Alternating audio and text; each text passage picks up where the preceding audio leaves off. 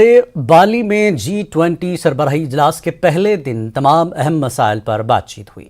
खुराक और तवानाई, सेहत, डिजिटल तब्दीली समेत दीगर अहम मौज़ूआत पर आलमी लीडरों ने तबादला ख्याल किया।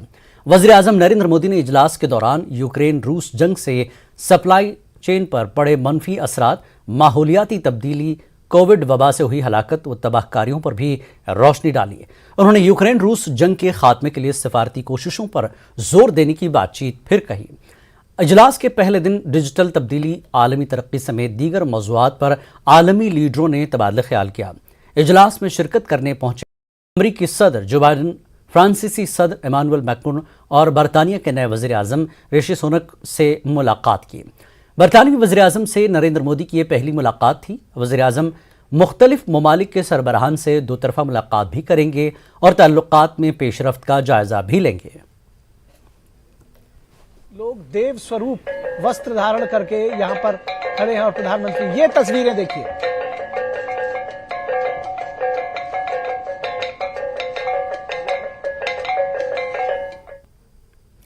मरकजी वज़ीर दाखिला अमित शाह ने न्यूज़ 18 के editor in chief Rahul Joshi के साथ एक बातचीत की। अमित शाह ने कहा कि हमने आर्टिकल 370 को ख़त्म करने का अपना वादा पूरा किया है। अमित शाह ने कहा कि आर्टिकल 370 को चुनावी फ़ायदे के लिए ख़त्म नहीं किया गया, बल्कि ये हमारे एजेंडे का हिस्सा था। मरकजी वज़ीर दाखिला ने कहा कि मरकजी हुकूमत ने जम्मू कश्मीर की तरक्की के लिए कई इक़दाम उठाए हैं और हमने जम्मू कश्मीर में जमहूरियत को ज़मीनी सतह पर मजबूत करने का काम किया है। हमने टेरर सिस्टम को नीस्तो नाबूद कर दिया है।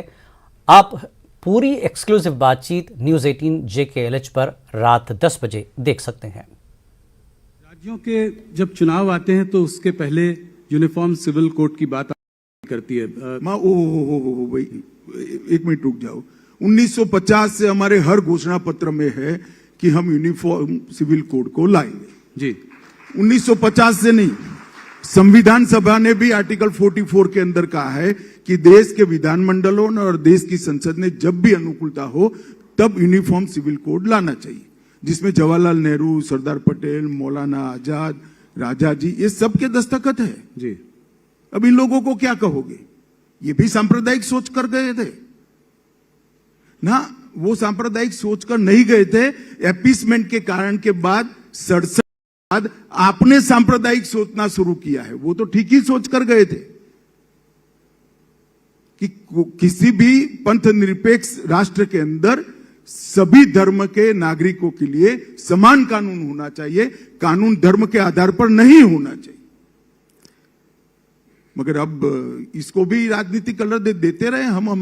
हमने हमारे जनसंघ के समय से ये हमारा घोषणा पत्र का वादा है जिसको हम पूरा कर दें। ऐसा नहीं है कि सिर्फ ये क्यों, हमने कहा था राम मंदिर बनाएंगे, मोदी जी ने इसका भूमि पूजन कर दिया और 2024 का निकलवा कर रखना, जनवरी का भव्य राम मंदिर अयोध्या में आपको दिखाई पड़ेगा।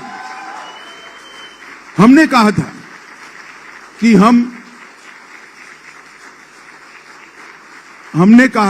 कि हम ट्रिपल तलाक को समाप्त कर देंगे। जी, हमने कर दिखाया। हमने कहा था एक देश में 2 विधान, 2 निशान, 2 प्रधान नहीं चलेंगे।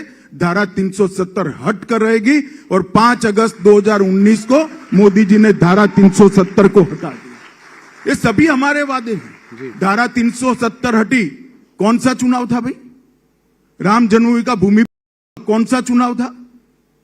ट्रिपल तलाक हटा, कौन सा चुनाव था?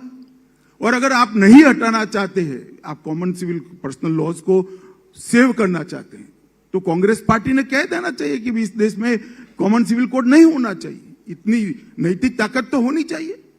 मैं तो कांग्रेस के सारे नेताओं को कहता हूं कि मीडिया अगर इकट्ठा ना होता तो हम भेज देते हैं, सब लोग एक बार घोषणा कर दो कि देश में कॉमन सिविल कोड नहीं होना चाहिए। कुछ ट्रेंड तो लो। जी, मैंने तो ऐसी कंफ्यूज पार्टी ही नहीं देखी। धारा 370 हटाने का बिल लेकर गए तो मैंने बोला भाई आप मनीष भाई ने बोला आप हाँ बोल रहे हो और ना बोल रहे हो जी, कि कई बार ब्लैक एंड व्हाइट नहीं होता है, कुछ बार बीच का ही होता है। मगर हम बीच के नहीं है। हम बिल्कुल मानते हैं कि जो हमने कहा है वो हमने करना है।